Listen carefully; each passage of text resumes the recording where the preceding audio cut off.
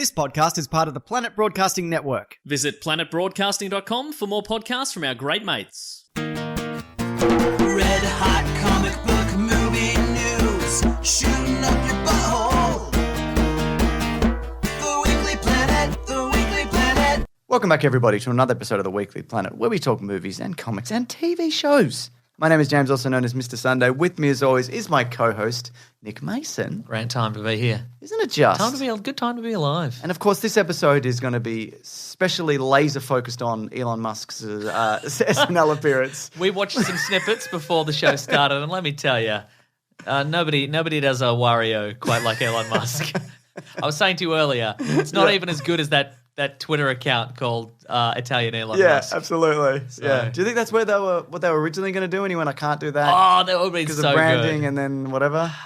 God, it was atrocious. I send the calzone out into space. I don't pay the taxes. Oh, it's good stuff. Now that's jokes. That's joke. Hey, speaking of jokes, are you the kind of person who you wake up in the middle of the night and you go, what a great idea, and then you write it down, and then you wake up the next morning, you're like, what is this? I used to be that, but now I don't wake until somebody's screaming at me. Yeah. You know what I mean? Mm-hmm. All my bladder's full. Those are my that'll definitely do it. I don't wake naturally anymore. Well, But yeah, I used to be. Okay, I think I know a lot of people who are like that. Yeah. Primarily the one that I do is I wake up and I think of something that I think is like good or interesting or whatever. Yeah. And then I simply go, well, that is so interesting. What I've thought of is so interesting. There's not even any need to write it down. Yeah. Because totally. I'll remember it in the morning. Yeah. And then I wake up and I go, did I have an interesting thought? Yeah.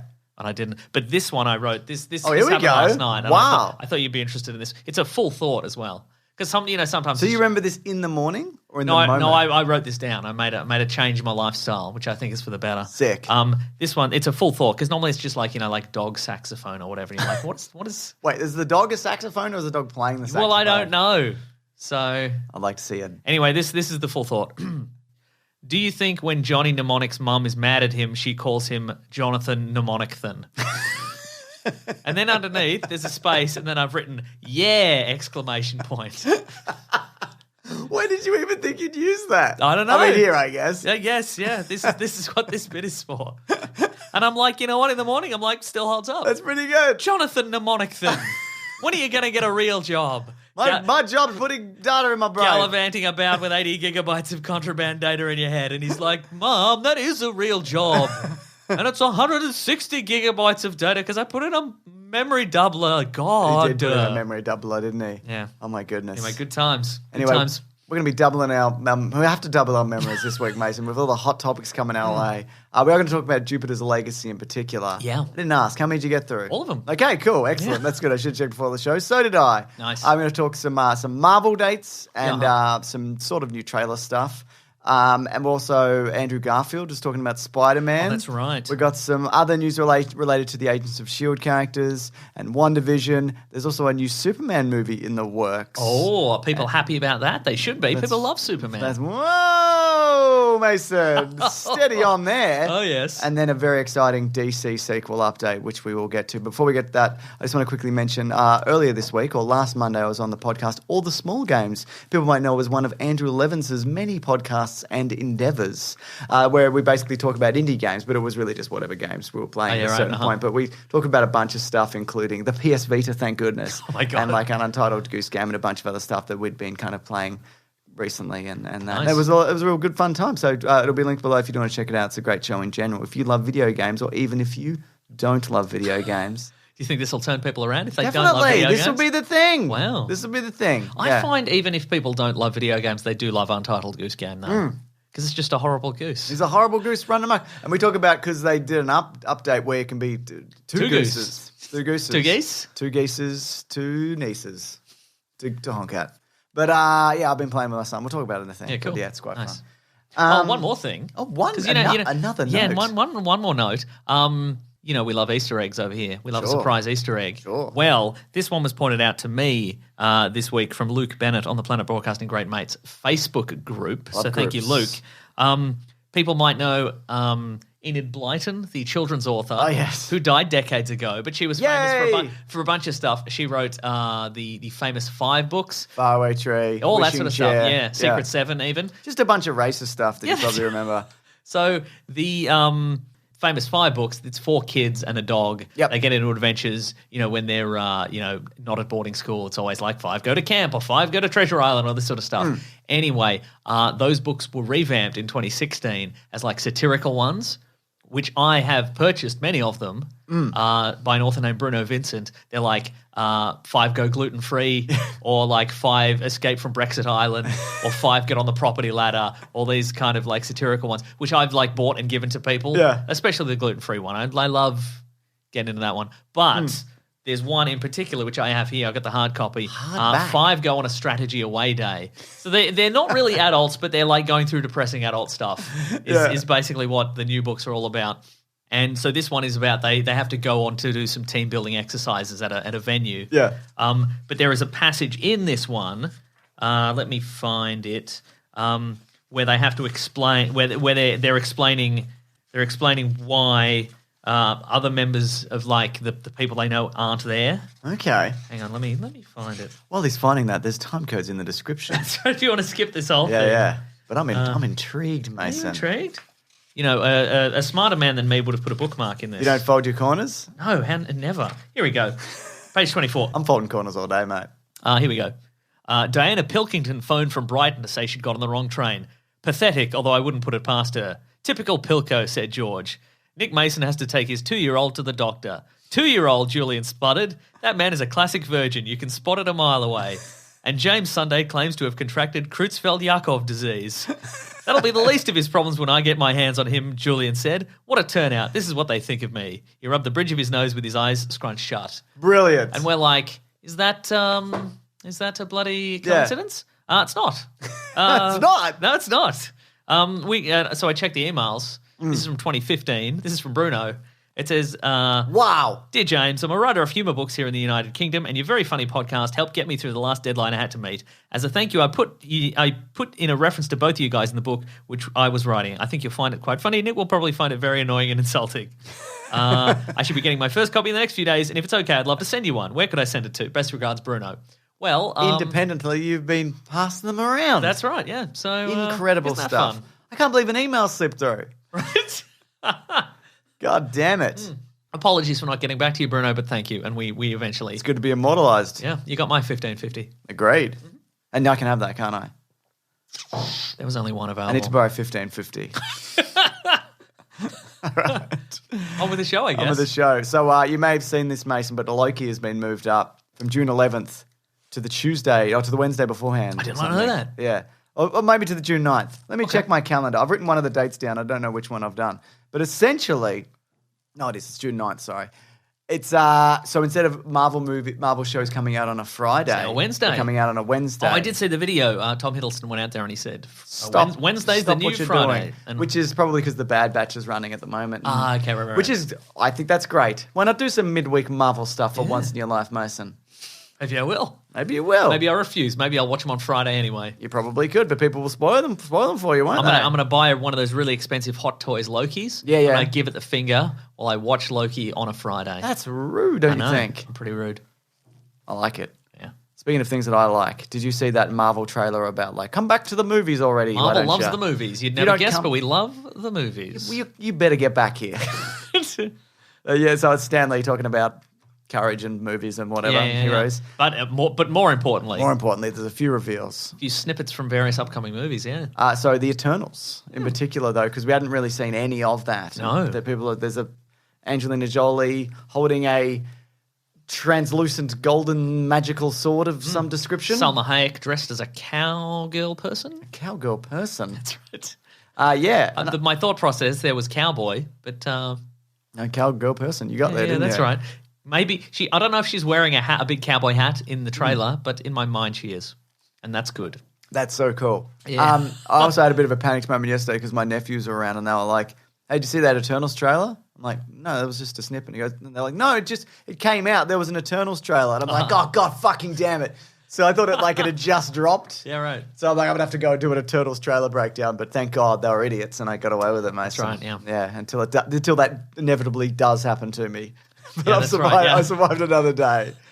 Yes, there you go. What's going to happen there is one day you're going to be checking like a TikTok channel. I'm assuming they have channels on TikTok. Sure.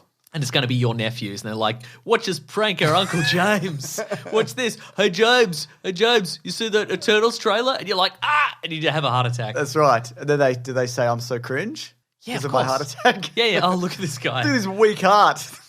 It's so cringe. Embarrassment. Oh, is that coming back? I don't Face our know. embarrassment.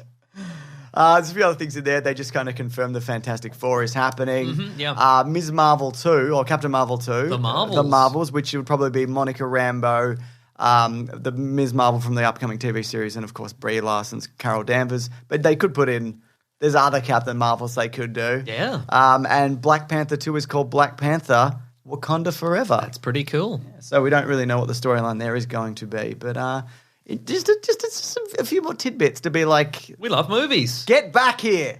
Get back in the cinema. Get back here. Yeah. You know what you did? You left the cinemas for even a moment. That's too long. Get back here. These will never go on Disney Plus.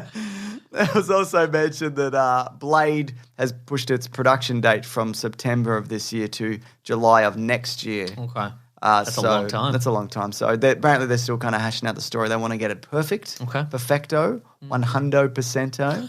So it's not going to be embarrassment in the cinema. It's just a big legal pad and it's just got Frankensteins and they've crossed it out. We got to crack this. Creature from the Black Lagoons. Ooh. Scratch. Did you see somebody's doing Dracula? Somebody good? Somebody's doing Dracula. It's Chloe Zhao Yeah, from that's right, yeah. Nomadland and Eternals. Eternals, yeah, so there you go. The Dark Universe is back, baby, Thanks. except they're actually going to do it properly this time. They're going to hire some competent people, it turns out. Is this the same? Is this Universal or is this? Probably, but who owns Dracula? Anybody, right? Well, that's the thing. Like, I get because when we think of the classic Universal monsters, your Frankensteins, your creatures from the Black Lagoon, Brendan Fraser's The Mummy. your Invisible Man. Yes.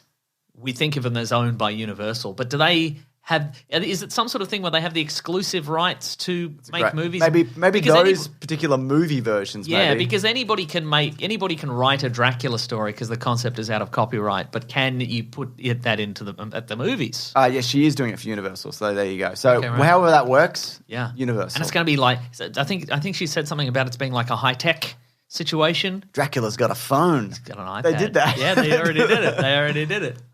What if Dracula had a phone? What if he knew about the internet? Yeah. Probably be on Tinder or whatever. Or Blood Tinder. Whoa. You know what I mean? Blinda, yeah.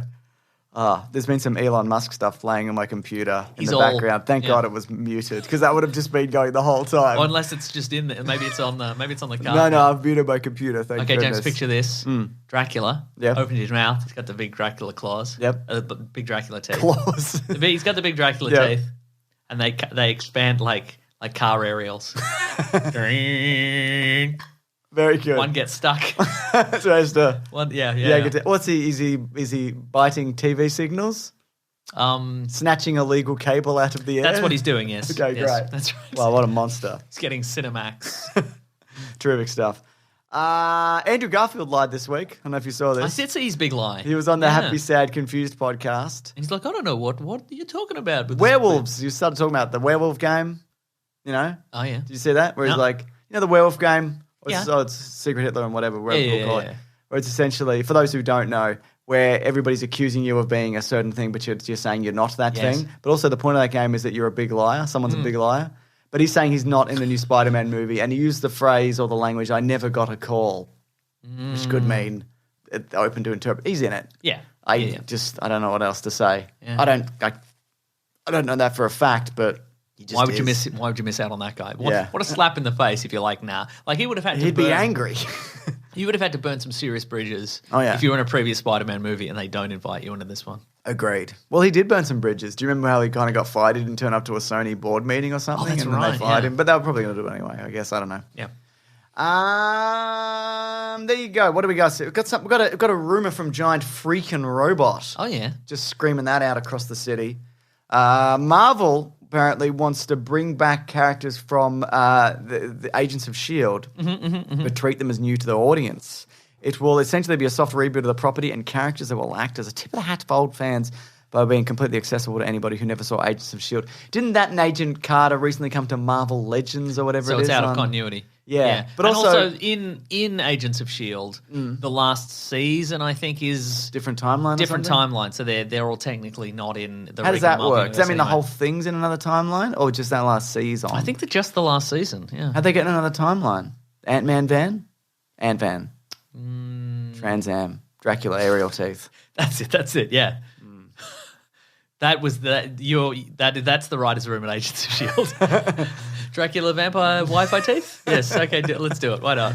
Yeah, okay, cool. That wouldn't surprise me, though. That also, but again, this is a rumor, but Jarvis, Hocker. real Butler Hulk. Jarvis is in Endgame. Yes. So some of it is in some of the TV stuff. But that doesn't counts. preclude there being a human Jarvis in every universe. That's right, exactly. So Maybe he's the only constant in all the parallel universes. I wonder what they would bring in, like what properties they would use them in. Because I know there's a big rumor that Daredevil is going to be Spider-Man's lawyer in the new Spider-Man movie. And when we say rumor, we mean wishful thinking. And apparently a million that's pretty, strong wishful thinking. That's pretty. People are pretty down on that, Mason. Down in a They're good down way, with though. it. Yeah. Okay, they're not down on it. No, people like it. People like it. People like it. Did you hear this about Doctor Strange this week? Do you want me to tell you what it is before you? Before I guess what it is? Yeah. That would dampen my guessing somewhat, I think. That is true. Because I could still guess, but I'd probably only guess the correct thing. Okay. But my guess before you say that, is it that in the producers of WandaVision said we were going to have Doctor Strange in it, but then we changed our minds. That's right. It was Kevin Feige himself said it would have done like Wanda a disservice and that it kind of would have taken away from her storyline and whatever. I agree. I agree, but also I think it also might be pandemic related where they didn't get him. Because apparently he agreed to it. Yeah. And apparently he was also going to be the one sending the commercials, doing the commercials. Okay, try and but I think it also would have been fine for him to come in at the very end and just be like, I couldn't get through because of all the TV aerials or whatever. Sure, yeah. I can only send through these ads. Yeah. I could have sent you a regular message, but I decided not to. I decided to send something cryptic. Exactly. I think there could have been a way of doing it without stepping on her story. Yeah, I guess that's true, but I think... I still liked it. I don't really care. Yeah, well, exactly. Yeah. And I think because there is really no personal relationship between those two characters, between Wanda and Doctor Strange. Well, that is true, yeah. I think it would be very akin to, Martian Manhunter showing up at the end of Justice League and being like... The best scene in the movie, yeah, man. That's what I mean. Yeah. You can't have two best scenes in a movie in the 1 year. It'd blow people's minds. Yeah. But for him to show up and be like, I'm actually really proud of what you've done here, Wanda. And she'd be like, who are you again? And proud. Didn't I do terrible things? Well, I've also done terrible things. I'm living vicariously through you. I can't do terrible things anymore. I've got to crash my car. I don't remember that. But, oh, no, we're not friends. You wouldn't know that. You probably wouldn't even know that about me. But it was fucking crazy. I mean, I'm kind of famous in the world of being a surgeon. I don't know if you follow. Do you get surgeons monthly? Or yeah, does that even extend to like regular people? No, you actually can't get it. If you're not a rich surgeon, you can't. It's $1,000 an issue, so you probably couldn't. Wow. Probably couldn't afford it, actually. Yeah, but anyway, I just wanted to say good job. So he's definitively proud of her work. Yeah. Good stuff. I'm all about that. Now, this is the big news of the week. Whoa. Well, actually, there's an even bigger news after. Whoa. But this is via The Hollywood Reporter. There's a whole lot of information regarding the new Superman movie that is happening over Warner Brothers. So allow me to I got to step-by-step this because there's a lot of stuff kind of going on in it.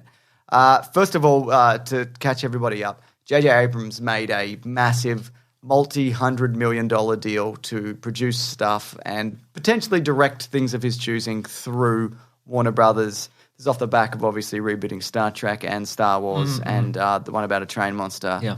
And... Now, does that mean that he is getting hundreds of millions of dollars, or is he getting hundreds of millions of dollars for his production company? I think that thing, yeah. Okay. But he'd get a lot of that, hundreds of millions of dollars. Well, I mean, it doesn't seem to be any rules on how much he's going to spend in these movies. It seems that way, doesn't it? He's just making them all on his phone. Well, I think the Warner Brothers still pay for them. He's downloaded that app where you can make an explosion.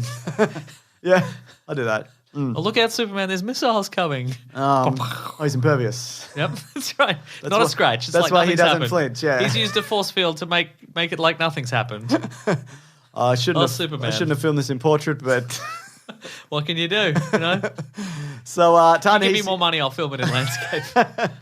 Ta-Nehisi Coates is writing the story. We've been hearing bits and pieces about this, how Michael B. Jordan might have been involved. Yeah. That's apparently not the case. He came out and said that this week. The story of a black Superman, and Abrams apparently going to be producing, because the article says it would be tone deaf if he then directed it. So Warner Brothers, they are looking to hire somebody either relatively up and coming or a well-known established actor. So anyone. Director, sorry, like a Barry Jenkins or a Ryan Coogler, potentially. So they want somebody kind of like that. Okay. Potentially. But the other thing is, this has a number of ramifications. For one, they mentioned that every movie and TV show, with the exception of Matt Reeves' The Batman, starring Robert Pattinson, set for release in March, plus the Gotham spin-off and Joker and its planned sequel, will take place in the same universe. So those things are in separate universes. Okay, yes. And this is kind of will encompass everything. So this is going to be in the Man of Steel universe. Sorry, no, I'll start that again. Okay. The Snyder universe. Yes. This is not the Snyderverse. Okay, right. Which is the new Flash movie, which is all parallel dimension stuff. Yes. The only leftovers from that universe is going to be Wonder Woman, Aquaman, and The Flash. Okay. Everything else they're kind of throwing out through this Flashpoint movie, it seems. Right, And this Superman movie will exist separate from that, at least for now. Okay, right. And the other things they say about it is, it looks like the star is going to be relatively unknown, which is what they traditionally do for a Superman casting, really. If they're going in fresh. And sources apparently told The Hollywood Reporter that they're crafting a Kal-El in the vein of the original Superman comics, and will have the protagonist hail from Krypton and come to Earth. While the story is currently being crafted and many details could change, one option under consideration is for the film to be a 20th century period piece. Interesting. So, but 20th century means, I'd imagine, anywhere from the 30s, which is his origin, up to the 90s, right? And depending on where you land a black Superman in the US, whether he's Clark Kent and what time period, kind of informs the story very much so, in a big way. Yeah. So the only thing that I really don't like about this, and it might not be the thing that a lot of people don't like about this, is that if it's another Clark Kent origin. Well, but go on. There are things, like I said, depending on what you do with the setting and the time period, that can become a whole other thing. But what you've said there is that it's going to harken back to original Kal-El, which suggests that he is going to arrive on Earth as a full-grown man. Okay, sure, right. So, that's because the modern day version, he arrives as a baby, but in the Golden Age version, he arrives as a man. What's up? Exactly, and he's in. Also, the modern day version, he grows up as an Earth child, an Earth person, so he is Clark Kent, and then he becomes Superman. But the original version, he's an alien man who is pretending to be a human, which is why he's like, I don't know what I'm tripping on things. This hat. Look I'm at this tripping hat. on my hat. That's interesting, because I think the direction that I would kind of like them to go is, if you just didn't do a Clark Kent and you didn't with like a Val Zod or a Calvin Ellis or some kind of combination of that and Clark Kent, and you make it the new kind of that cool kind of suit that he wears, like the silver and the red and all that, and you do it in maybe that direction. And I think also, I know the other part of this is people are very upset because Henry Cavill for the near future won't be Superman. Yes. But this to me sounds like it's entirely separate. And you could have both. You could have them meet up. Yeah, it's not. I'm not saying that he's going to come back, because he might not. Yeah, right. And I think it's kind of, it sucks for him that he never got a chance to get a really solid Superman story. I know people love Man of Steel. I think there's good stuff in it, but for me, it's you know. But he's got at least another season of The Witcher in him, probably. He's fine. Don't get me wrong. He's probably absolutely a Man fine. from U.N.C.L.E. sequel. Yeah, I think so. Oh, Armie Hammer. Yeah. You can't I was just kidding. Okay. They will never make a sequel to that. They will never, ever. Not in a billion years. No, James, no. You're probably right. No. Yeah. No, I liked it, but it was not compelling. And the other stuff. And the Armie Hammer's a cannibal, Yeah, I don't know. I think this is really interesting. Yeah. Quite frankly. And also it might be, if it is the Golden Age, he might be a less powerful Superman as well. Jumping stuff. Running past locomotives. Run. Yes. That's what he's up to. Exactly. Yeah. Maybe he can do that thing like the old school Superman could do, where he could mold his face. Shake his face about. Yeah. Yeah, interesting. So I know it sounds like they're still. I mean, they've probably figured it out at this point. I'd imagine because if these rumors are coming out that they're working on the story, I'd imagine they've probably got a pretty solid idea of what they want to do with it. But I would be disappointed if it was just Clark Kent again. Yeah, because we just did it. And there's also a pretty good TV show happening at the moment set in Smallville. Yeah. Like, what else can you do with this? Yeah. You know what I mean? Which is why, even though I'm looking forward to the Batman, I'm kind of like, yeah, early days Batman and whatever, like, we've seen it. And don't get me wrong, it looks genuinely amazing and I'm really looking forward to it, but what else can you do with this? Different characters. Not Batman or Superman. Well, How about that? Or different versions of, Yeah, or do existing characters and do something interesting and different with it. Which I also think the Batman is probably going to end up being anyway. Yes. But there you go. Fascinating, I think. I think it is also fascinating, yeah. And it could be terrible because who knows? Yeah, but I mean, I'm of the opinion that Superman movies have not necessarily had a great track record. So, that's fair. Especially, yep. But what if this is the great one? That'd be Could great. be. That's That'd the thing. great. It could be. And again, I just don't want he lands on the farm and he grows up and whatever. I don't. Yeah, I know. Sure. Everybody knows that. Yeah. It's like when almost with like the new Spider-Man or whatever.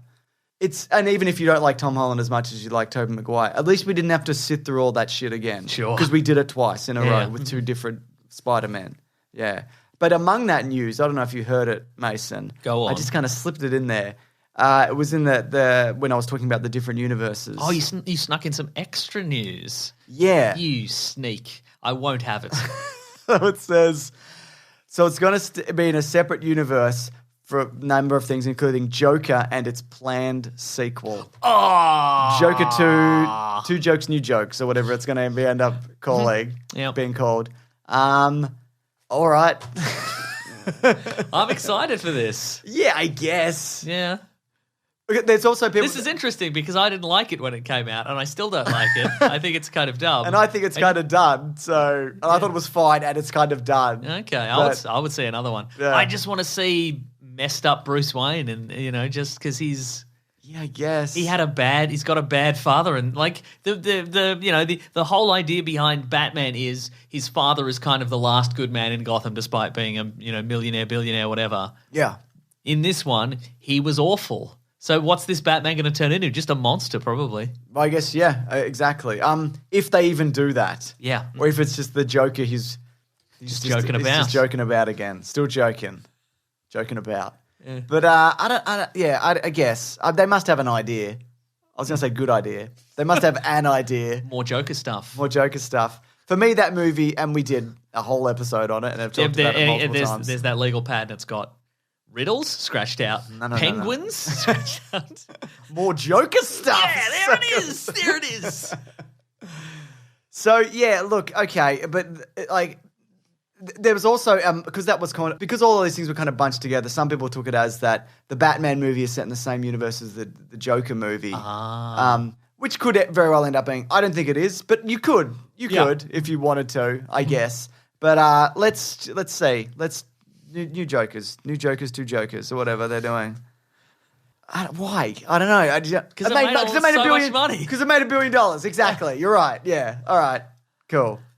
What 70s/80s? What villain would you like to see get the 70s/80s? So that's the thing. We talked about this. Yeah. What if they did a Mr. Freeze, something like that? Just do any of them. Just pick any villain. His suit's lined with asbestos. Yeah.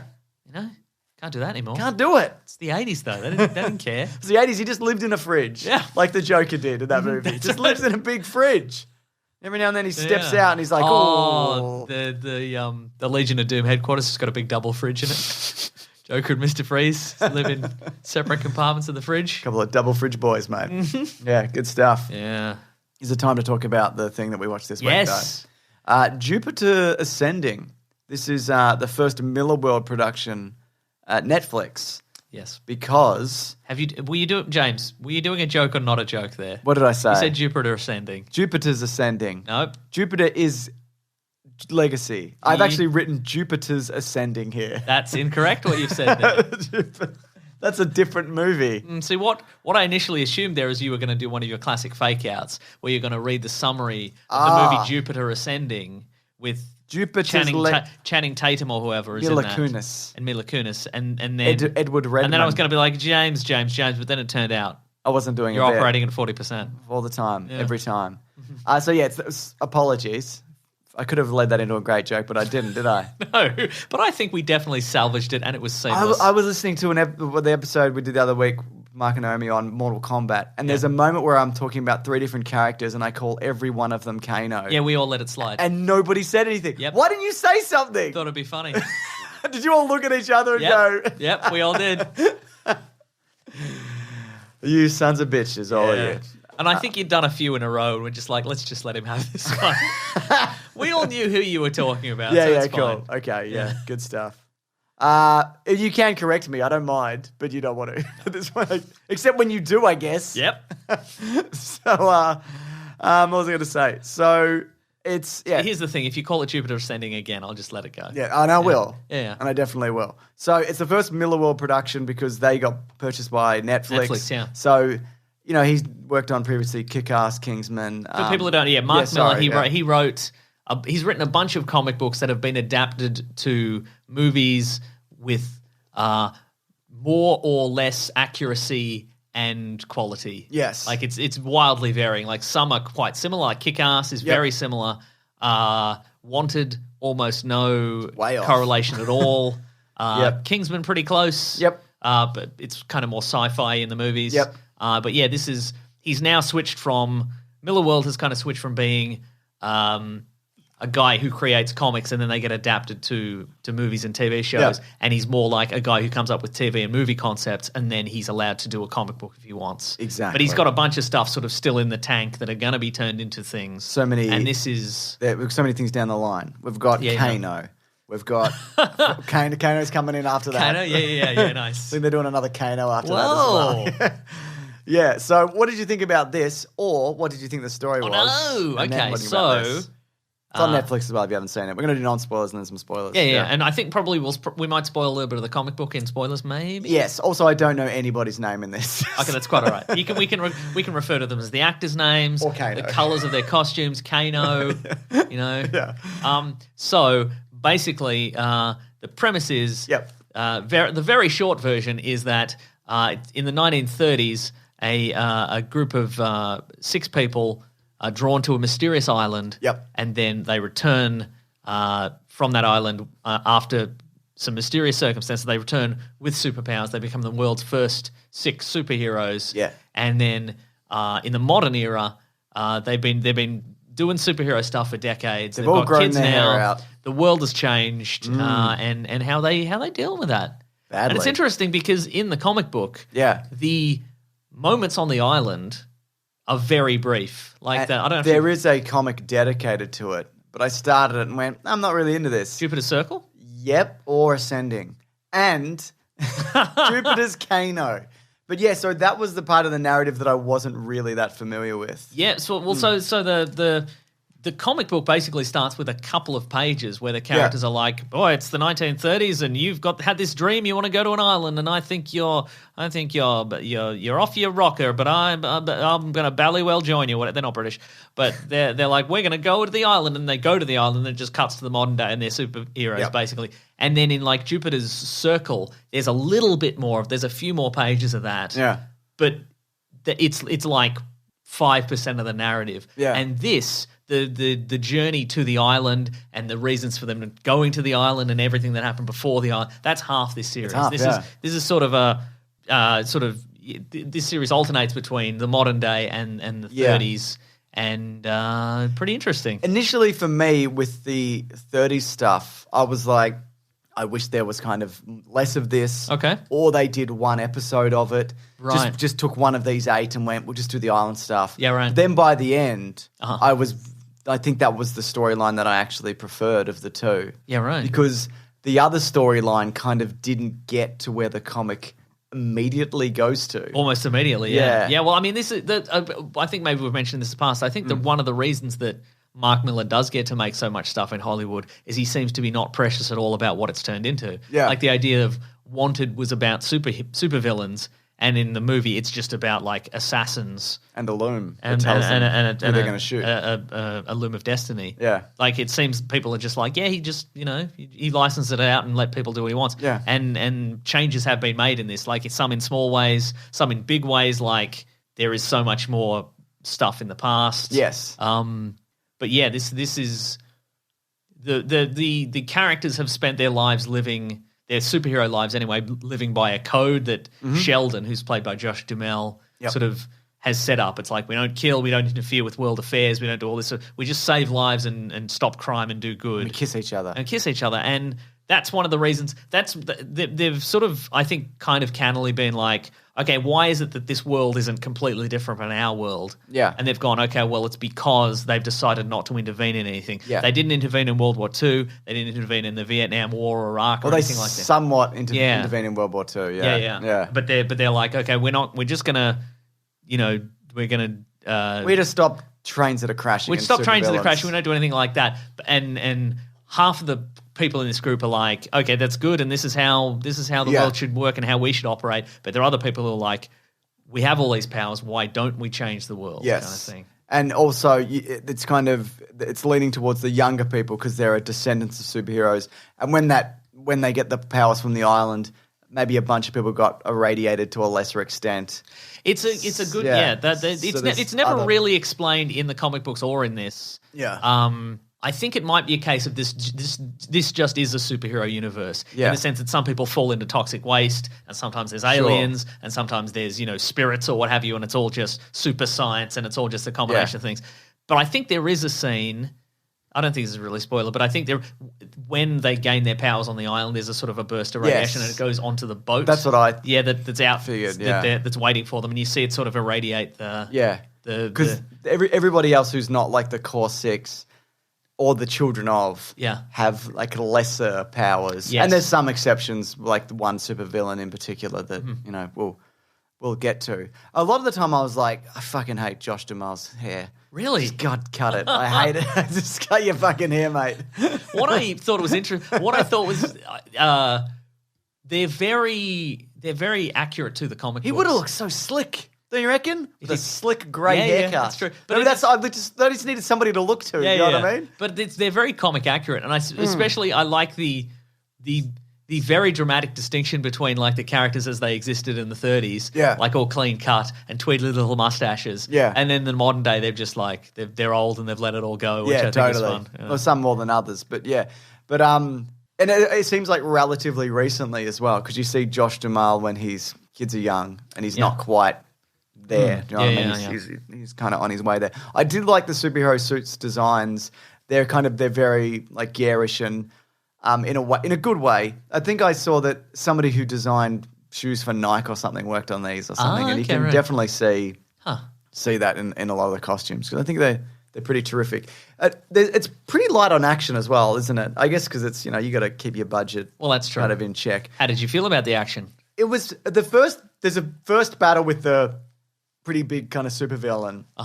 And there were shots in that which I really liked. There's like a pretty good like jet boot kind of uppercut. And there's other bits that felt a bit like Power Rangers, but you know what I mean? But I guess it's kind of on par with The Boys or something to that. In that. I think they kind of, especially for the TV series, they want to keep it more kind of golden age classic superhero. Like it's all about a big punch or a heat vision or something like that. Because in the comic books, it's kind of sort of... It's pretty gory. Yeah, it's gory, but it's also kind of like their powers are sort of quite vaguely defined to the point where they can just sort of do...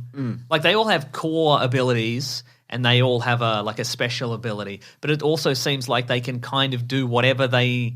Yeah. Like they can alter reality and kind of do whatever they need. Like, a character could just suddenly bring lightning bolts down out of the sky or whatever, and it's like, where did can you do that? Do you have telekinesis? What's your deal? Can you read minds, force fields? Can you turn invisible? One of them got a stick. So I guess some of them have, they must have slightly different things. They have to, right? They all do, yeah. So they all have, the six all have like core strength, flight, durability, and then they all have like... One's got laser vision, one's got techno stuff. Yes. Techno beats.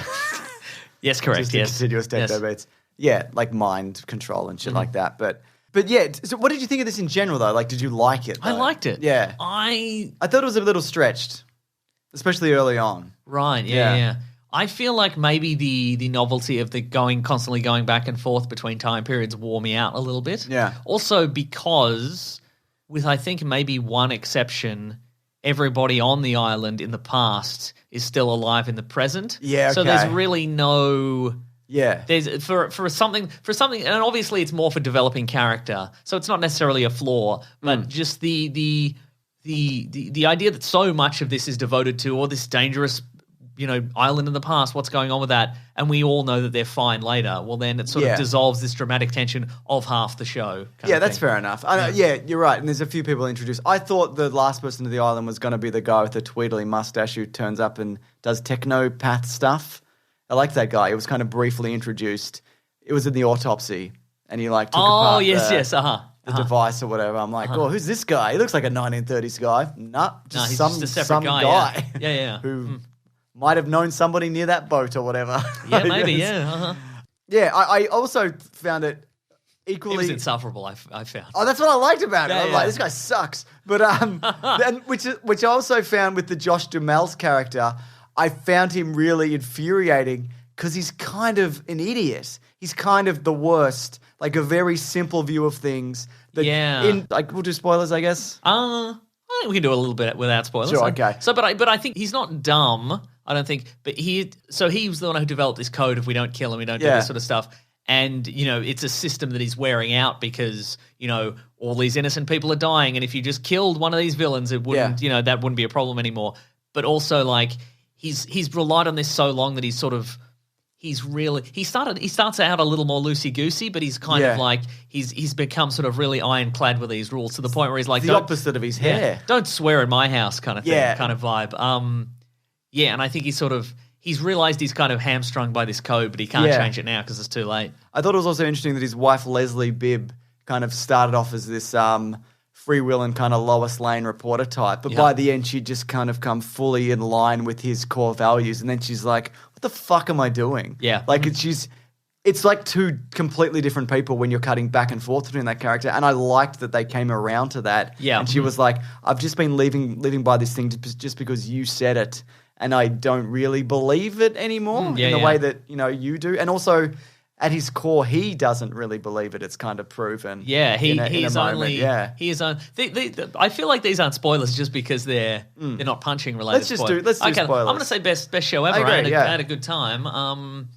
I think if you're expecting like The Boys, it's different than that. Yeah.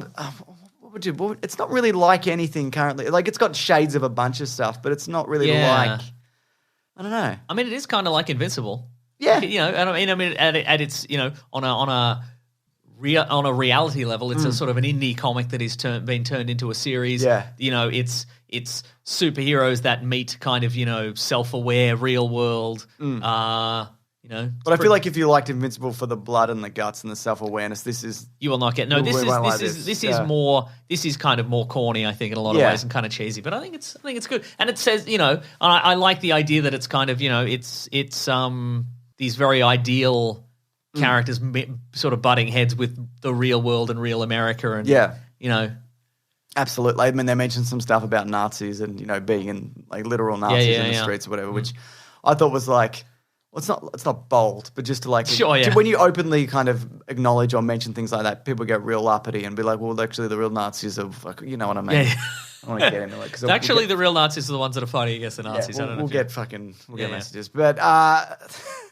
spoilers. Yeah, spoilers. But yeah, so kind of a lot of this is built around that his son, the Utopian, kills a supervillain who's about to kind of kill everybody. Yeah, he's about to go nuclear or go antimatter explosion. And there's kind of there's a discussion and argument around like whether that was the right thing to do. Mm-hmm. And this is where I found that Josh Duhamel character interesting, where it's like, to me, that was such a clear cut, yeah, that's fine. And there's even, that's the thing, because there's even a conversation with Sheldon, who is Josh Duhamel's character, as with his therapist, who is a super criminal in jail. I liked that touch. Where there's the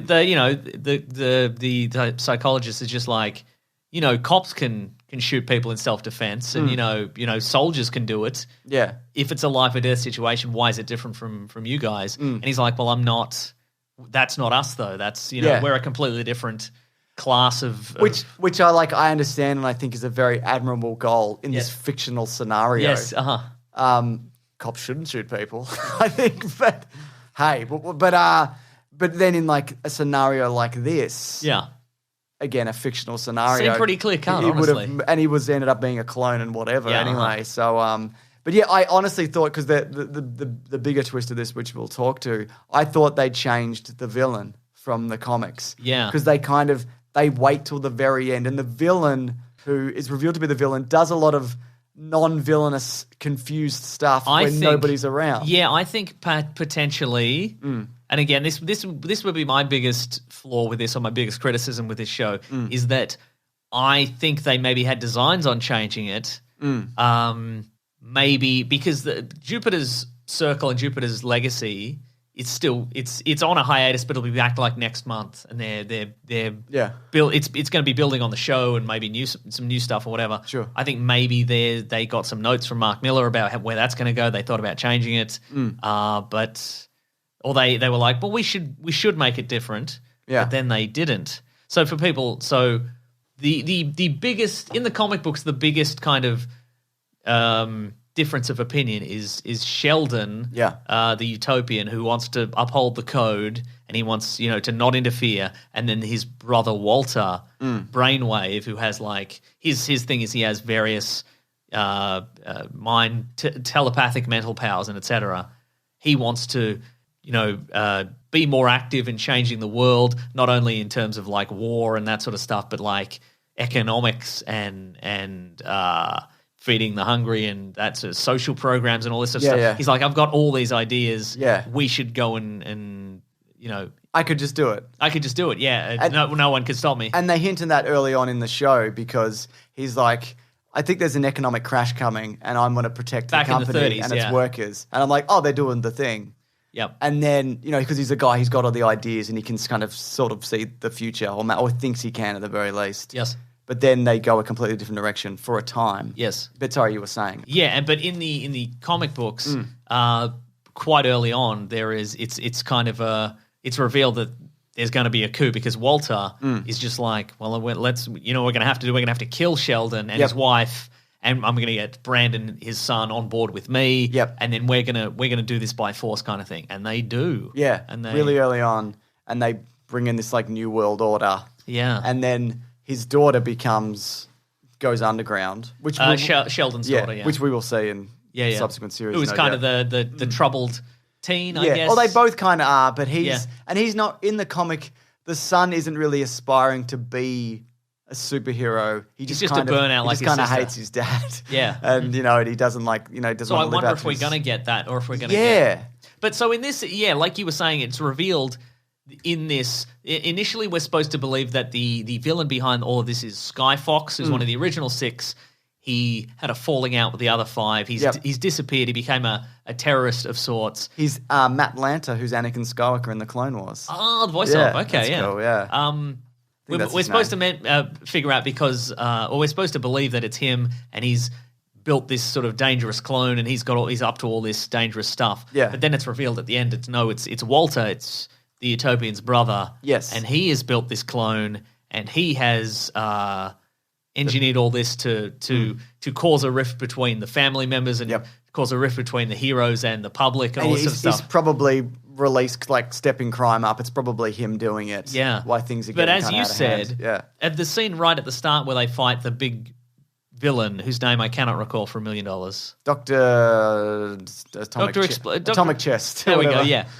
He goes into Dr. Atomic's chest mind and he's like, hey, I'm distracting you in your mind with my mind powers while everybody else beats you up. Yeah. But at that point, nobody else can see in his mind. Yeah. If he created this guy, what's he doing? I think he was doing it just in case. Practice? I think he was just he didn't break character. Yeah, because, that's how I took it. Yeah, because Walter has a daughter who has his powers. She's an assassin. She can also read minds. And later on, it makes sense that he would pretend that that he's not in on it, even though she figures it out. But earlier, I guess he also thought if because he might not necessarily, that guy might not have been killed. They might have captured him and read his mind, and then they've got that information. Okay, so that right. might have been, I just came to that conclusion. Okay, yeah. But it seemed like he would also do it just when he was by himself or whatever. It seemed there were moments when. Just a bit of practice. Just keep a bit of practice, mate. All right, yeah. Bit of practice. There was, it was interesting that, is it Sky Fox, the character who splits for them? The guy the Matt Lanter character? That's Sky Fox, yeah. Yeah.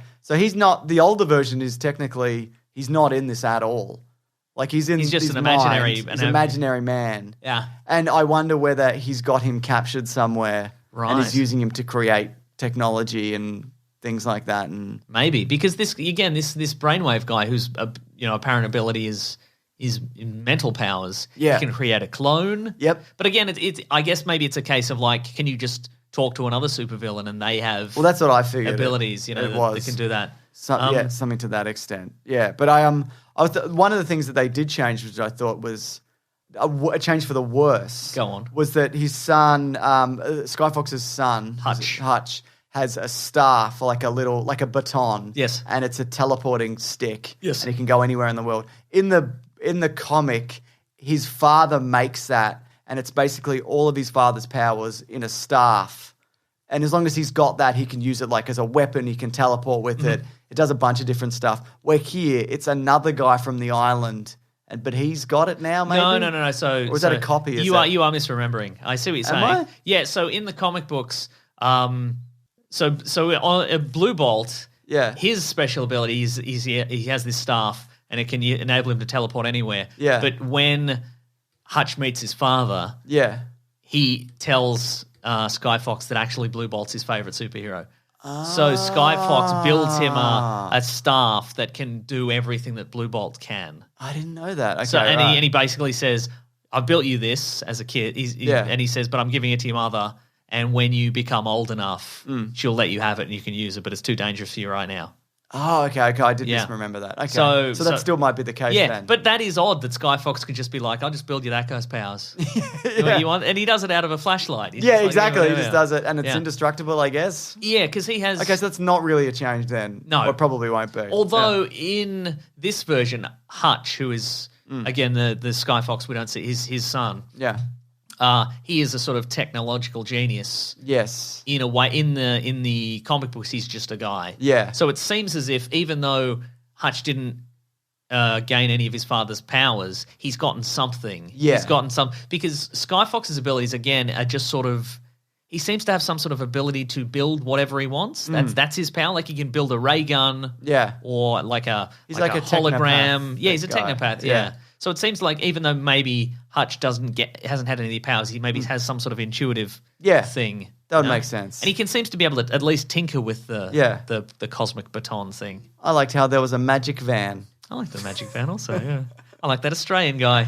It was an Australian guy. Like, hey, I'm bloody... What am I doing here? Yeah. What am I doing here? How did I get here? What am I doing here? Did I get a temporary visa and skip out on it? Is that how I got here? I don't know. So Hutch is the son, right? Again, I don't really remember. Hutch, son, big hair. Yeah, big hair. Got Yes. it. Yeah. So he's also, what I liked about him is he's doing kind of petty crime. His father's this world-renowned criminal who may have tried to kidnap the president or something. Yep. Or allegedly. In the comic, he turns up again and he's just like, he's not really a bad guy. He just kind of diverted from their way of thinking. Yeah, he's more a hippie. He's like a superhero hippie in a way. And when he turns up, like he's not a bad dad. He's just kind of been in hiding, and because he thought it was for the best kind of thing. So I wonder in what way they're gonna bring him back in. But I liked how I was gonna say. I can't remember. Well, you think about that, but in the meantime, I was going to say that in the second series of Jupiter's Circle, there's a time jump. It's like 5 years, even more, maybe 7 years into the future. So Chloe and Hutch have a kid who does have superpowers, who is like super powerful and a super genius. I wonder if they're going to do that. I would like if they did. Yeah. I think they should. That probably won't be until at least season 3. Yes. Unless they time jump in 2, but I don't. Unless they cancel it after this. I don't think they will. I think this seems to be doing all right numbers. Good enough. Okay. I don't know, but people seem to be liking it. But also, I think you could probably squeeze. You could squeeze the remaining storyline, I think, into 2 seasons. You could do all this in one. Yeah. If honestly. Yeah. I understand why they didn't, but you definitely could. There's also kind of, like I mentioned, there's a sort of in-between call series called Jupiter's Circle, which is sort of set in the 50s and the 60s. I don't think I've read that one. So it sort of fills in some of the backstory. Okay. But it's probably not necessary. Yeah. So, They'd just have different haircuts or wigs, wouldn't they? They would have different haircuts and wigs, yeah. Yeah, that's good stuff. Yeah, I think they're groovy bell bottoms. I think they're really kind of gearing up for this kind of Ned Stark moment. Like from the comics, kind of. Yeah, because they just beat him to death. Yeah, but they beat Sheldon to death. Yeah, and stab his wife to death. Yeah, trap her in a mind prison, and so she thinks she's fighting, but she's just getting stabbed. But I also wonder, because again, I am enjoying Josh Duhamel and Leslie Bibb as the sort of this superhero, couple. Yeah. Would they kill them in season 2, or is it a case of because again, you can really do anything you want with characters on the printed page, but maybe these two have 3 season contracts or something like that, so they will have to kind of change it, or maybe they were just here's the story and you get killed in season 2, and they go, okay, well that's if that's the story, that's the story. We don't know, and you could come back for multiple flashbacks and whatever. They wouldn't really groovy bell bottoms. Groovy bell bottoms. But I think if I was making this, groovy bell bottoms. I think they didn't. They ended with the son and the father, Brandon and his father, being closer than ever than they were at the start. So he is going to die. Well, I thought that was interesting that they went that way and didn't have him further apart, where he wasn't going to. Because there's a moment, if you were in spoilers and you're just like whatever, where there's a supervillain who's going to kill Brandon, and he's like, "You need to laser my neck to kill me, or I'm going to kill this guy." It's the real Atomic Heart guy. You got to break your code, or I'm going to kill him. And you see for a second he goes to do it. Yes. Maybe it would have been interesting if he didn't do it. Yeah. And that would have driven that wedge kind of between them. But I still thought it was interesting, the fact that he was willing to do it. I thought that was also interesting. Okay, but here's the thing that I've just thought of. What if they added that at the last minute? Oh, yeah. Because you could very easily, every part of that scene could also be him not using his laser vision. Yeah, totally. Not even firing it up, and then he gets rescued by the and then there's a bit where he's like, thanks, Dad. Because there is a moment where Sheldon does say to his son, I wouldn't have let you die. And the son's like, oh, okay. Yeah. So it could have been just he wasn't going to do it, and they've just been like, "No, we want to add a little bit more hope, so we'll draw the lasers." It could have been, yeah.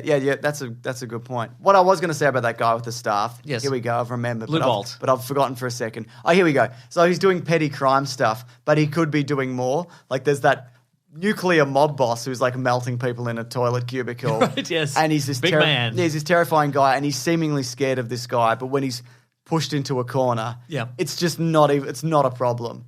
He was never worried about it. He didn't, he's not really concerned about the wealth, or he's just kind of just doing whatever, because he kills him in an instant by putting the tube in his heart. Yes. And he's just not fussed by it. So I just found it interesting that he could do all these things and be all these things, but he's just kind of feigning ineptness.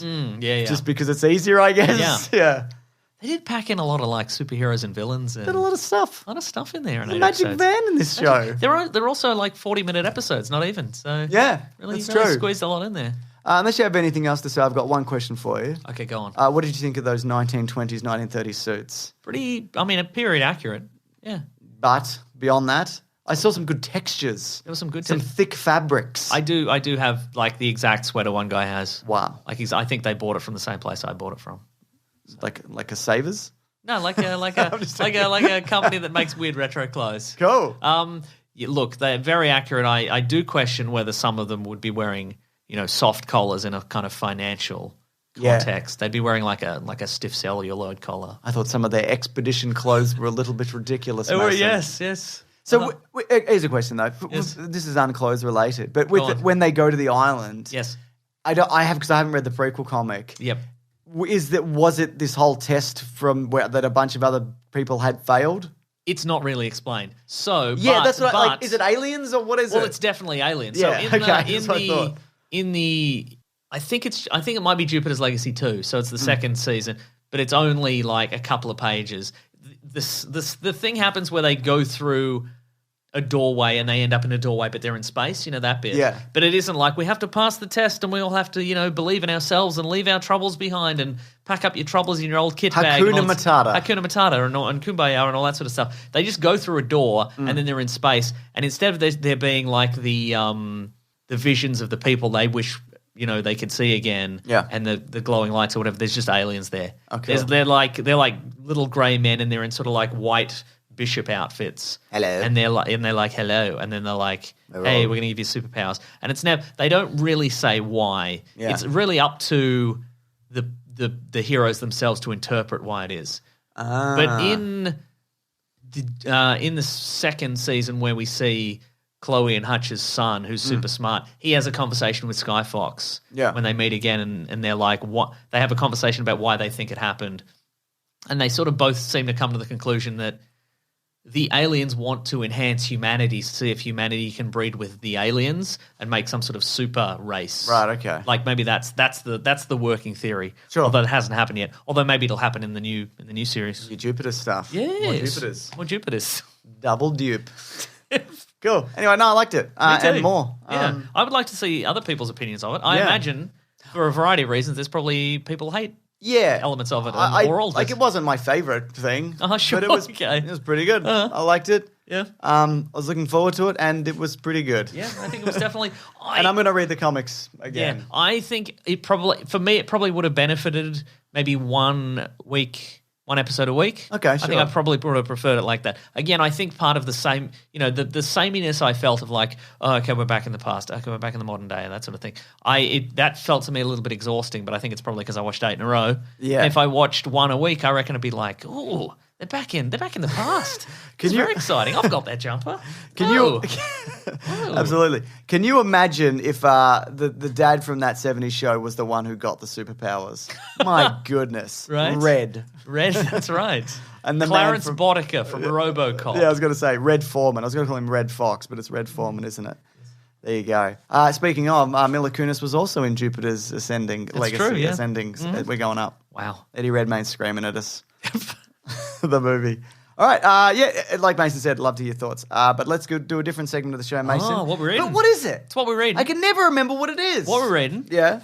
What are we going to read? All right. I'll put in the theme song. Good. You just got to keep it down, all right? Okay. All right. Here we go. I'm doing the theme. What are we Westworld today? Oh, you've mixed it up. Got to. You got to keep it fresh. Are you keeping it fresher? Because I can't hear it usually. So I don't know what you're doing. I don't know at what point you're putting the word Westworld in. You might be putting it at the start at this point. I don't know. That's what I'm You about. might not be playing it at all. It's true. It's me screaming incoherently. What are you Westworlding? Well, Or reading? I don't know if you're aware of this, but there is a fresh new comic book character called Batman. I've been reading some Batman comics. What's he up to? Well, all kinds of stuff. This is my. I went back like a year or so, and I've started reading the Batman comics from James Tynion the Fourth. I think that's probably not how you pronounce his last name. And Ricardo Lopez Ortiz and a couple of other different artists. And it's just good old Batman storytelling. There's just been some cool events. There was the Joker War. Batman lost all his money. I don't know if you're aware of that. Where'd he put it, in a bin? He put it in a bin, and then the binman took it away. And he's like, oh, no, my billions of dollars. I should have put it in a bank. Right? I should have used a digital currency. Yeah. There's a whole bunch, there's there's Punchline, who's like the Joker's new henchwoman in the style of Harley Quinn. I've read some of that, yeah. There is a new Batman's got a new bestie. I'm not sure if you're aware of that. Who's his bestie? Ghostmaker. Ghostmaker? I'll show you the costume. So there's a little bit of a retcon that's been. Is that a guy who kills people? He does kill people because he's the Ghostmaker. Yeah. But there's been a retcon in the DC universe that when Batman was training, he had a best pal who was training sort of with him, but also he was like a training rival. Yeah. Who they both had they were best friends, but they also had differing opinions of killing people and crime fighting. Whereas Batman's like, you've got to do it to make things right, and Ghostmaker's just like, no, you wipe out all crime just as a thing to do. Yeah, like absolutely. To prove you're the best, you go into a city and you just annihilate everybody. Yeah, you kill everybody there, sure. And so they had parting of the ways, but now Ghostmaker's back because they established a rule that they would never work in the same city together. But Ghostmaker's like, you've failed Gotham City because of all this crime all the time, forever. You're bad at this, and I'm coming to get you. So he's bad. This is a Ghostmaker costume. That's pretty sick. Sick, right? It's pretty. He's got two sword. He's got two sword. And big pant. Look how low his pant is. Big pant to sword. Yeah. That's right. But it's really good, and the art's incredible. I think I mentioned one of the artists. There's probably Another one that I do not have here, Jorge Jimenez, two artists. And it's just, James, when Bob Kane and Bob Kane alone created Batman back in the 40s or whatever. I remember he told us all about it. He could not have imagined how good this art is. Let Really? me tell you, it's just Would phenomenal. it kill him? Yeah, it would kill him. It would definitely kill him. My goodness. But again, there's the Joker War storyline, so you see like a bunch of classic villains and all the Batman like sidekicks and stuff just Sick. in there and just looking tremendous. All right, cool. Yeah. So where would I start? I would probably start at like Batman like. Let me punch this into my Computron. I reckon like Batman like 85 or something. cool. We're up to like 107 or 108. Because I kind of stopped in the middle. Yeah. Did Tom King do it for a little bit? He did, yeah. Yeah, cool. All right, sick. Sick, Yeah, sick, I don't know what the sick. exact jumping on point is, but you'll find it. So it was the start of his particular run, though. Is that right? Yes. Yeah, Okay, yeah. cool. All right, I'll figure it out. Yeah. Great. Well, What have you been reading? Well, I don't know if you know this, but Star Wars happened last week. Oh, the Bad Batch. May the 4th or whatever, yeah. Uh-huh. And so they released 2 episodes of Bad Batch. I've only watched the first one. Yeah. It was like a 50-minute something, maybe a bit longer episode where it picks up right after or around the time of Order 66 and then from then. So Okay. all the existing clones are kind of been Stormtrooperized. And the Oh, Bad yeah, Batch right. are separate because they don't have that kind of programming in them. So it's interesting about how the galaxy then kind of shifts. So it's a couple of Bad Batch boys Okay. and one girl, and they're doing little adventures and stuff. And again, I've only seen one. Apparently, the second one's a bit more kind of low key. But I thought it was very interesting, and it reintroduced some existing characters, and I'm like, oh, this person's in it. Okay, that's interesting. Oh, Darth Vader, Luke Skywalker. None of those, but baby Luke Skywalker, cuter than ever. they did some cute little bowl cut. Ooh. They did a little bit of retconning as well, which some people okay. aren't wrapped about. Well, give me one specifically. Here's a spoiler. Okay, I'm going to tell you. So it starts off in the episode where it's Order 66, but Kanan Jarrus is there. Kanan Jarrus being the Jedi who shows up in Star Wars Rebels. Okay. You've seen some of this, I assume. Okay, the one I'm thinking of, we watched one, I think. Rebels? I don't think we did Rebels. The thing we watched was they're all in a place. Yep. And Ahsoka Tano is there. Yes. Animated Ahsoka Tano. Yeah. And then all the chips go off. Yeah. And she's like, I don't want to fight all these people. And then she unchips one person Yes, and then they Rex. escape. Yeah. Was that Clone Wars? That's Clone Wars. That's So the this is end of after Clone this. Wars. That's set immediately. That's then and after. Okay, right. Yeah, so Kanan Jarrus had a prequel. He's the Freddie Prinze Jr. Jedi from Rebels. Oh, yeah. He's got the soul patch. Yeah. You've seen him. Yeah. Soul Patch Dan. So, we've done Rebels Yeah, we have. episodes. I had a funny name for him that I've forgotten. What episodes did we do? We did the Darth Vader one or something? It was Sugar Ray something. I Sugar Ray called him. Soul Patch. you There called we him. go. Yeah. There we go. So you get to see his Order 66, but he had a comic. Eggs over easy. Yeah. Order 66. he had a prequel comic, and it's different. It's slightly different. right. There's different people there. His master was there, but she's got a different color lightsaber. I thought all the new comics were canon again. Well, that's what people are kind of now upset they're about. Oh, wow. Yes. Okay. Interesting. So Wow. there you go. What? So you were just saying different color lightsaber. Is Yeah. that it? No, there's different people there. It's the same planet, but it plays out differently. Okay. Because People would be mad. the Bad a different Batch, color lightsaber would be the because the sticking point. Bad Batch boys are there. But it's interesting because the way they made it, you can't fix it. Like they didn't do it vague enough where they could have been there and it works. Okay. It doesn't. It clashes. It completely clashes. interesting. I don't care. Yeah, Like yeah. it doesn't bother me at all. Well, I feel But, like isn't the whole concept of a lot of the Star Wars legend stuff is maybe it's a story people Yes. told around a campfire or something, or a hologram campfire, a holo campfire. just a burnt out droid. Yeah, right. A burnout droid like a burning bin. So you could be like, well, this person said these people were Yeah. here, and this person said the other people were here. So Yeah, what a thrilling tale. Yeah. Yeah, some people think they were there, but some people think the lightsaber was this color, but it was actually a But different I think color. that's interesting that it's. Do you think there is a plot reason or a No. merchandising reason that No. they changed It's it, or just- somebody forgot? The mandate from Lucasfilm when they got rid of Legends was that everything is one canon, right? Yeah. So all the comics, all the All TV the books, series, everything. yeah. There's been a couple of times where the books have been came out and they're slightly different than the movies, but the movies always trump the books, and that's because the books based on the movies come out before, and they, you know what I mean? Yeah, And yeah. They're based on old scripts and whatever. Yeah. There's a few moments that have changed, but this is kind of there's been a few like more along the way like moments like this where they're just different. Huh. Yeah. And people are mad because it's like you threw out a bunch of stuff and yet because you couldn't match it up and yet you're not matching up this new stuff. Huh. Again, I don't care. Sure. But that's just the situation. But I can see how some people would be very mad Yeah. and would make long videos about it. Yes. And how Ray ruined Star Wars and whatever. That's right. Yeah. All right. Should we do the next thing? What's your full name? Ray the Bad Batch. Thebad Batch. It's me, Ray Thebad Batch. Should we do the next segment Yes, of the let's show? do letters. But what could it be called? Letters, letters, we love you. Some letters, they're only a day away. You know they're here right now. We're going to do letters.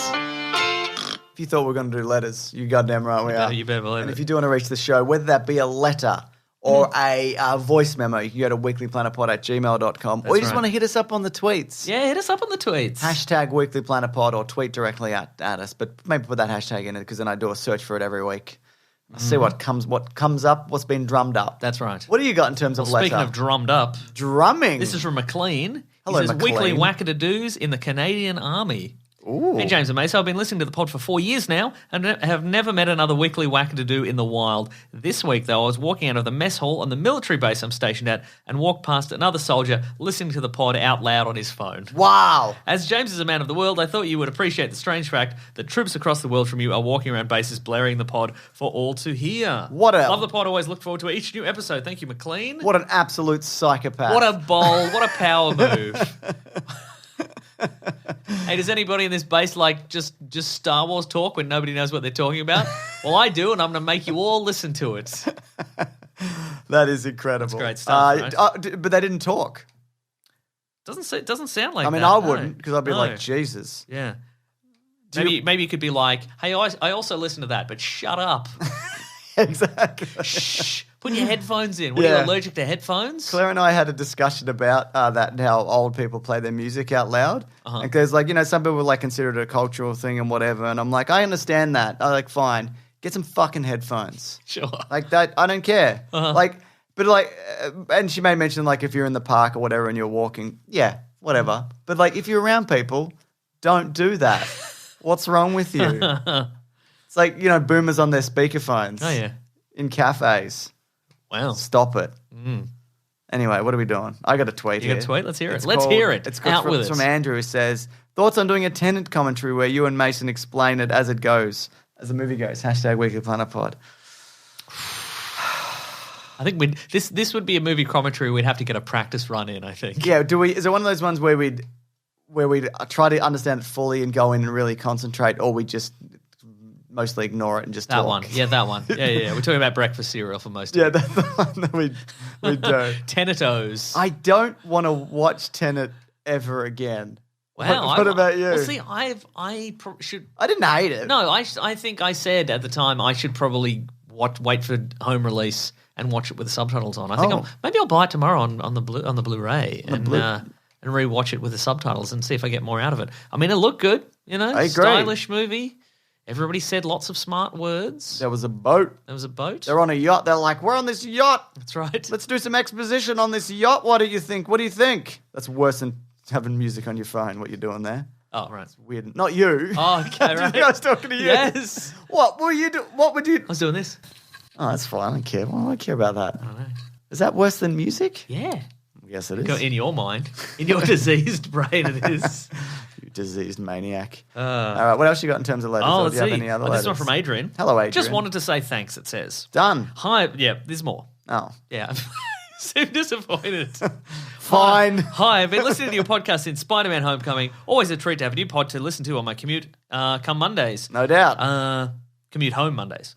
2 weeks ago, Oh. my wife gave birth to our fourth child. Last week, I had a vasectomy. Nice. It's felt like I've been kicked in the nuts for a week straight. My balls swelled up to twice their regular size. The podcast has helped it feel like my balls are just their regular size.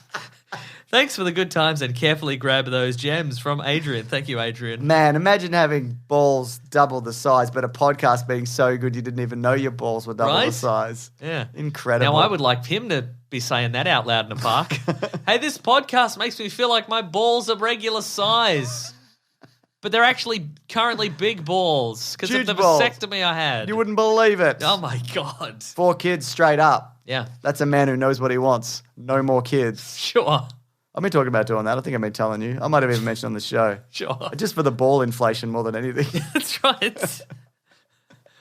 Look at them go, you could say. Yeah. Good times. Would you get a vasectomy? Yeah. Yeah, okay. Live on the podcast. We'll Wow. live stream it, yeah. Well, me and Levins talked about doing it. Uh-huh. I think, did we? Or somebody else? Was it Levins? I might have been. Did you ask Levins to perform a vasectomy on you? Yeah. I mean, he's got many skills, but I don't No, think it was a that's different person. We were talking about doing it head to tail, to double vasectomy. Wow. But it wasn't Levins. Wow. So there you go. Yeah. It might have been Charlie Clausen. No, it was a guy. You know. Okay, him. right. But it wasn't him. But that's your 2 other friends. Those are all my friends. You're right. Yeah. This is from John, who says, #WeeklyPlanetPod. How awesome would it be if in Doctor Strange 2 he ends up in the comic book universe from the 60s or 70s and has to interact with characters with the dumbest costumes, ways of speaking, and terrible hair? And he could give Don Cheadle armor with roller skates too. Oh my I would God. kind of love to see. What if he went back to that era when everything was just, the animation was just traced comic panels with 1 frame of animation? Yes, please. Yeah. Wasn't there? And the theme song that goes, ha, ha, ha, ha, ha, ha. You know that one? Yeah, I do. Yeah. We did a video on it. Yeah. We made fun of this thing, which was probably fine for the time. Oh, my God. Yeah. But what was I going to say? Wasn't there an article this week how the Earth, one of the Earths they visiting Spider-Man is Earth 616 or something? Oh, the actual comic So book we universe. so we could actually get that universe. Wow. I guess, if you want. But in live action. That's what I mean. That's amazing. Wouldn't that be cool? Yes. So you'd have to recast everybody, probably? Or, what about this though? What if you get all whatever actors are currently available? Yeah. You give them a weird 1960s sheen? Yeah. Yeah, cool. Whatever. I'd Well, do like it. even modern day, like the modern day look, but it's kind of Ooh, a modern like day a weird look. sheen. Like it could be the creep. It could be give. It's like an uncanny valley universe. Give like him it's so close to reality, but it isn't. Oh, and he'd okay, be like, yeah. "This is weird. I don't like this." So there's only like 3 frames Yeah. every 12 minutes or whatever that show works on? Yes. Great stuff. Great stuff. Is that everything? That's the whole show. Wow. James. Then we got to wrap it up. All right. We got to get out of here. Okay. What would you say if you had to wrap up this show? If I had to wrap up this show, Let me James, just check if there's more news. I I'm would just say gonna thank you all skim for around the listening. internet. I would say thank you for liking the show and subscribing to the show. I do like and this show. telling a friend about the show, or lying to a friend to get them to listen to the show, or going on a military base and blaring the show to people even though they don't want to hear it. Yeah. Except for that one guy who wants to hear it, but not currently. He'll do it later in his bunk. One assumes His bunk. his bunk. Thank you for leaving a nice review if you've done that, James. I'm you really got it? happy to leave a nice review. I was more than impressed with my ability to do this. This is from a DK Baker Age, who says, best podcast. Far and away my favorite podcast ever. It's definitely strange to be so attached to 2 podcast hosts whom you've never met. 5 stars, straight up. But you will. They did it in an app. That's right, you could. And this one's from Chicken Poop Gaming, who says, again, 5 stars. As a scientific fact, this podcast brings noise to my ears. 5 stars out of 10. But there you go, it was a 5. It's a 5. So Thank you, Chicken Poop Gaming. So Folks. check a YouTube channel. Yeah, if there's that? see what's there. Yeah. Folks, if you want to get into contact with us, you can go to weeklyplanetpod at Gmail, at Facebook, at Twitter, at Bandcamp. You can go to planetbroadcasting.com. You can sign up to the newsletter from the great Rob Collins. He is at Rob Collins on Twitter. He's Yes. at The Weekly Planet on Twitter. I'm at Wikipedia Brown on Twitter. Wikipedia Brown on Twitter. And on Instagram, I'm Nick Maso, NS. It doesn't matter. Were you doing And a double plug then, or did you make a mistake? who knows what I said the first Okay. time. And I'm Nick Maso, NickMaseau on Instagram. James, you're Mr. Sunday Movies Yep. everywhere. There's 2 channels. One's called Chicken Poop Gaming and one's called Chicken Poop Crew Gaming. Do you think maybe the first channel was so popular that they're like, we got to, That has 8 subscribers, so yes. Second channel has 5 subscribers. good work, Chicken Poop Gaming. I can only dream of No, those this kind is of Chicken numbers. Poop Gaming. Oh, sorry, right. Could be different. Yeah, it could be. That's true. Maybe they're rivals. Folks, if you want to support the show, you can go to patreon.com/Mr. Sunday Movies. You can chuck in $1 if you so desire. We'd love it. Give us a buck. You can go to like the a chicken. Oh, Oh, chicken poop gaming. You can also go to the Amazon affiliate link in our episode description if you want to buy some stuff through Amazon. You can also go to bigsandwich.co. You can sign up for $9 United States dollary dues per month or whatever that translates to in your currency. You get all kinds of bonus podcasts and movie commentaries, early release videos and podcasts and all kinds of stuff. Something's on Big Sandwich this week. What is it? I can't remember. I can't remember either. But it's up there. It's great. Collings puts it up, yeah. Maybe we'll even do even more different stuff in future. I agree. Yeah. When we have flash of more ideas. More ideas. That's all we need is more idea. Maybe we could start a channel called Chicken Poop Gaming. It's triple the poop. Triple the poop? savings. Yeah. We're selling bags of chicken poop. That's everything then? That is the whole show. Thank you to the Brute and the Basilisk and Rackham for all our musical themes. We've got some T-shirts on tpublic.com. Just search for the Weekly Planet. Get one. Get a real one. Get a bootleg one. Get that weird one that we saw on eBay the other day. Why not? Treat yourself. If you're in Crete, take a photo of that one that they sell there for some reason. one, yeah. We don't know. Yeah, we don't know. Love it though. Every now and then we get sent it. We don't know. We don't know. If you're in Greece, buy one. Say a gracias, please, senor. Next week might be Spiral. Oh, from the Book of Saw. Yeah. Did he have a book? No. It's probably made of skin and, I don't know, a bathroom Pop tile. up. No, it would have been a pop-up book. He would have, like the little bathroom, and you'd open it and you'd be like, "What is put his time into that? In this?" He could have put his time into like children's hospitals. Yeah, but no, children's television workshop. Anything Make else? some Muppets. Make some Muppets, mate. All right. Anyway, grabbed our jam, you guys. We'll see you next week. Goodbye.